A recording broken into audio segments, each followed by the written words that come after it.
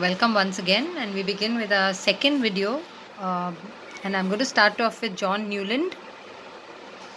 So, John Newland was the second scientist that we are going to study, who also tried to arrange the elements according to their atomic masses.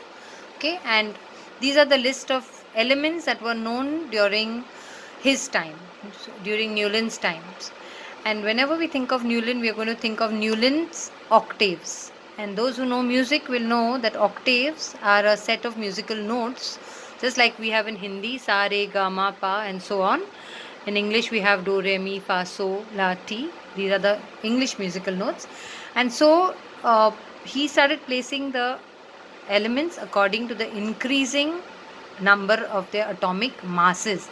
So here hydrogen is the first or the lightest known element. He placed it. After that, lithium with atomic mass. Okay. So hydrogen has atomic mass 1, and then followed by lithium, beryllium, boron, and so on. He placed all the elements in this way. And therefore we come to the rule that he stated: when elements are arranged according to the increasing atomic mass, he found that every 8th element had similar properties to the first element. So if you look at fluorine, which is the 8th element on this table, it showed similar properties to the elements in this column. Likewise, if you take lithium, if you start with lithium as element number 1, then you have 2, 3, 4, 5, 6, 7, 8. So the 8th element would be sodium.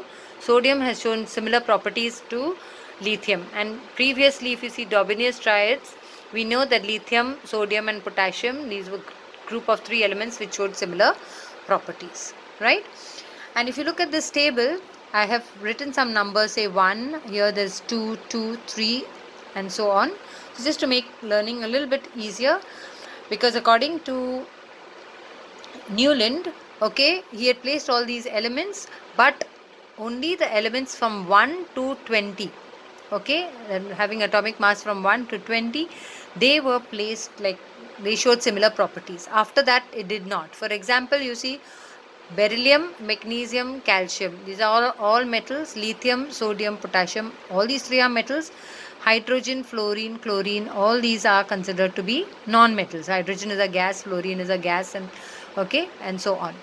Likewise over here, but after the element calcium, if you see chromium, it is a metal. Aluminium is a metal, but boron is a metalloid. So they are not all placed properly. Likewise here as well, manganese is a metal. Okay, phosphorus and nitrogen are non-metal. So you can see after calcium, they were not placed, or they did not follow his rule that he said every 8th element showed similar properties to the first. Okay, so that was one drawback. Then here you can see cobalt and nickel. If you look at the atomic mass of cobalt and nickel, they have the same atomic mass, same atomic mass, and therefore they are placed in the same, he placed them together. So 2 elements were placed together. Likewise here as well, you can see. And the third thing is, okay, he placed elements, some of them did not show similar properties. For example, fluorine, chlorine, okay, they have 7 electrons in the outermost orbit, okay, even bromine, but not hydrogen. Hydrogen has only 1. So of course their properties also will change because their valencies are different. Okay, and therefore all these are explained in the slide that follows. This law was found to be applicable only up to calcium. Second point, in order to fit all the known 56 elements, he placed 2 elements in the same box. Okay, like cobalt and nickel were placed in together. Next, he placed elements with different properties under the same note in the octave. For example, cobalt and nickel are placed along with halogens, though they don't have any properties similar to halogens. Same way, iron is placed with the non-metals. So you can see here, iron is placed with non-metals, right? And then also, his classification did not have any provision to accommodate new elements that would be discovered.